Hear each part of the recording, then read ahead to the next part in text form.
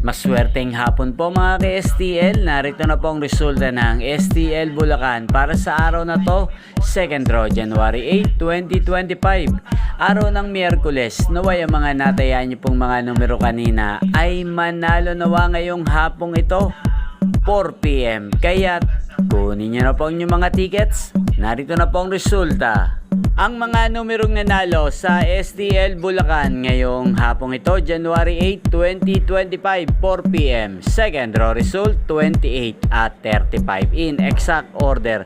Sa lahat po ng tumaya kanina sa STL Bulacan para second draw ng 28 at 35, congrats po sa inyo. At ngayong hapong ito sa STL Bulacan, atin pong i-shoutout ang palaging nanonood sa channel na to, si Ate Alicia ng Bulacan. Shoutout po sa iyo, Ate Alicia.